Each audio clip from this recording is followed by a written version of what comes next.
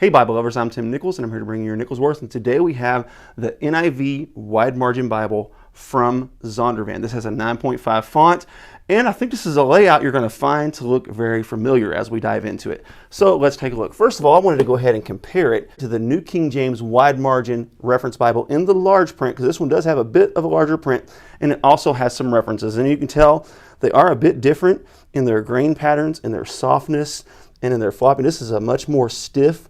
Also, this one, check it out. This one's kind of like a silver line. It's got silver gilding on the spine. It has silver accents right here. And then it has silver gilding on the page. And its page edge is kind of a grayish blue. It looks a little more blue when you open it, but when it's kind of in partial position, it has more of a gray look, probably blending in with that silver. This one is a gold with red accents. So now let's take a look at some things they have in common and some things that they are very different in. One of the big major complaints of the New King James Wide Margin Reference Bible was the lack of margin on the inner space, because people wanted to take notes next to the scripture here. Well, the NIV addresses that problem. We have a good ample space of margin here. I'm going to say that's probably about 1.5 inches on each side. Now the gutter does eat some of that margin space in the middle, but it does look pretty wide where you can take some ample notes down this way and down this way. Now, where this one does lack is it has no margin space on the bottom or the top. Where this one does have a little bit on the bottom and just a little tiny bit on the top, this one has virtually nothing. I mean, there's a little sliver there. But this one has all your references. It's a 10.5 font. You can see the accent colors are the same. You can see that this is a paragraph format with the poetry in verse by verse. You can see that it is line matched, which is unusual for an NIV. This is the first NIV that I've seen that I'm going to call line matched. It's kind of a famous thing for NIVs to not be line matched. It's kind of a great annoyance of many Bible lovers. So some compromises that you're going to get when you go with wide margins on both sides, which is compromises that Thomas Nelson didn't make on the NKJV. Number one, you get several words per line. That's about 8-9 words per line on this wide margin. Now the footprint's bigger too. We'll talk about that in a second. This one has about 5 to 6 words per line. So you're going to lose a few words per line, and it's going to be a little more compact. Also, this is a 9.5 font, while this is a 10.5 font. It does come with those references. This one only comes with the notes. They are both actually red letter. So let's take a look at the red letters and compare each one. There's the red letters in the New King James, and here is the red letters in the NIV. Now, for some of you that are really astute and observant, you're probably saying, now wait a minute, looks like I've seen this layout before. That's because you have.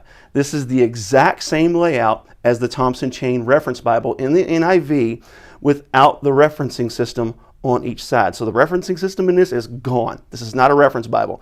You're going to get a few textual notes on the bottom, and that is it. But I do love the blue accents. I do love the silver pattern and gilding here. Really nice ribbons that I would say are very comparable to Beresford. They're not exactly the same, but they're really sharp as a navy, a silver, and a black. So when you compare the two, this one comes with some introductions to each book. This one does not. Now let's compare footprint size.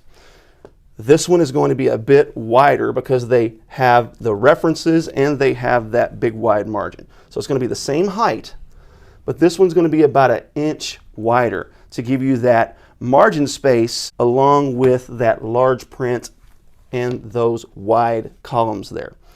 So there's give and take. If you like the NIV, this is a beautiful option. If you like the NKJV, this is a beautiful option. But if you're looking for the wide margin that has the most margin space, the NIV wide margin is definitely going to be the one for you. Even though it is lacking space on the top and the bottom, the 9.5 font is really nice.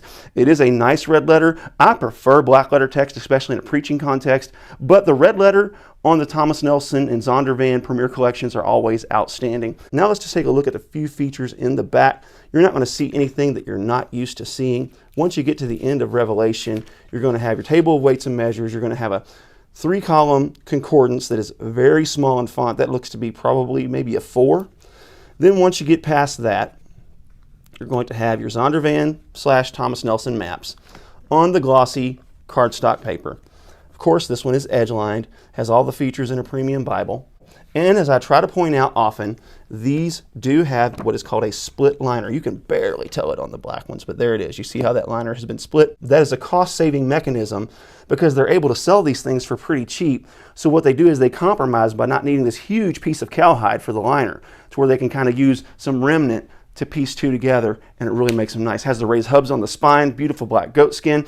They do kind of smell of chemical at first, so that's something you've got to kind of be prepared for. But otherwise, these things are outstanding. Oh, one more thing. Check it out. This has a pretty nice little yap. Look at that. That's definitely semi-yap. So this thing is sharp. I like it.